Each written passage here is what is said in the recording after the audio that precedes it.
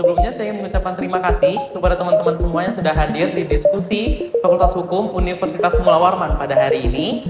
Dan pada diskusi hari ini kita akan ditemani oleh Ibu Grace selaku dosen Fakultas Hukum Universitas Mula Warman. Jadi sesuai dengan tema yang sudah kita cantumkan di flyer kemarin, yaitu tema diskusi kita pada hari ini adalah penegakan hukum di era digital.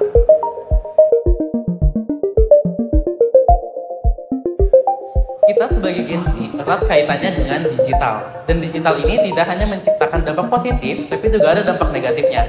Yang akan kita bahas pada diskusi kali ini yaitu penyalahgunaan digital di masa sekarang. Digital itu erat kaitannya dengan cybercrime, cyberbullying, dan pencurian data. Dan kita di sini akan membahas terkait hukum dan masyarakat menghadapi tantangan yang akan kita bahas pada hari ini. Langsung saja kita masuk ke dalam pembahasannya. Tapi, hukum gak cukup kalau cuma aturan tertulis. Kita juga perlu melihat bagaimana masyarakat ini berperilaku di era digital. Ini soal sosiologi hukum, bukan aturan hitam di atas putih. Sebagai anak IT, saya tahu banget kalau teknologi sekarang itu berkembang secara pesat. Tetapi dalam penegakan hukumnya itu masih terlalu ketinggalan untuk mau mengejar hal tersebut. Apalagi dalam mau melacak pelaku anonim. Sebelumnya izin masuk. Jadi sebenarnya saya pernah jadi korban penyebaran data pribadi. Akun saya itu dihack sama orang gak dikenal. Terus itu foto-foto saya semua disebar. Tapi saya udah nyoba lapor ke polisi.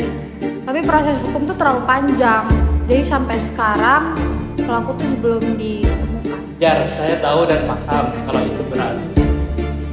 Saya tahu juga gimana cara kerja pelaku meretas akun. Teknologi ini bisa digunakan untuk melindungi, bukan untuk menyakiti. Baik semuanya, jadi dari kasus yang dialami oleh Zara ini menunjukkan bahwa hukum modern dan nilai-nilai moral itu saling mempengaruhi. Untuk itu, hukum itu harus terus berkembang agar dapat beradaptasi dengan perubahan-perubahan ini. Selain itu, masyarakat juga perlu meningkatkan kesadaran dalam berteknologi secara bijak.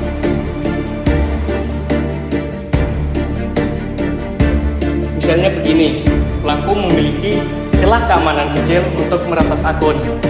Tapi startup yang dimiliki Lopa memiliki keamanan yang cukup kuat.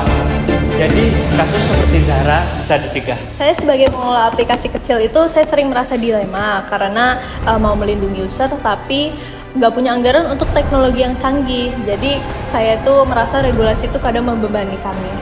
Makanya kolaborasi ini sangat penting dalam hal ini. Hukum, teknologi, bisnis itu tuh harus berjalan beriringan untuk mengejar perkembangan teknologi di zaman era sekarang. Nah, menurut saya ya, hukum sekarang tuh terlalu mengekang.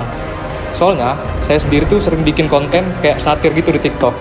Terus banyak yang komen, katanya kalau saya tuh cyberbullying. Padahal isi konten saya tuh cuma candaan doang. Cyberbullying menurutku itu bercanda. Emang kamu nggak tahu efek psikologi cyberbullying itu sendiri ke orang lain? Lah, tapi kan kita semua orang diberikan hak untuk bebas berekspresi di sosial media. Hak kebebasan berekspresi juga ada batasannya, Fit. Hukum digital itu seharusnya melindungi orang lain dari hal-hal yang merusak, termasuk candaan yang berlebihan. Jadi, kesimpulan dari diskusi kita pada hari ini adalah kita hidup di masa digital yang sangat kompleks. Dan juga seperti kita tahu, hukum tidak dapat berdiri sendiri, tapi harus berdasarkan dari kesadaran sosial. Dan juga seperti yang kita tahu bahwa penegakan hukum itu harus berdasarkan dari perilaku masyarakat, serta harus mengikutsertakan masyarakat dalam penegakan hukum tersebut. Diskusi ini juga menunjukkan bahwa setiap solusi itu tidak hanya berasal dari hukum, tetapi juga dari literasi digital. Untuk itu masyarakat harus paham konsekuensi mengenai setiap tindakan digital. Kami juga butuh dukungan regulasi untuk membantu startup kami agar dapat melindungi user tanpa terbebani biaya. Saya harap pengalaman saya bisa jadi pelajaran untuk kita semua agar lebih bisa berhati-hati dalam menggunakan teknologi. Dan kita sebagai mahasiswa, melalui ini kita mulai untuk membangun satu ruang digital yang adil dan aman. Baik semuanya, saya tutup diskusi kita kali ini. Semoga diskusi kita tidak bermanfaat bagi kita semua. Assalamualaikum warahmatullahi wabarakatuh. Waalaikumsalam.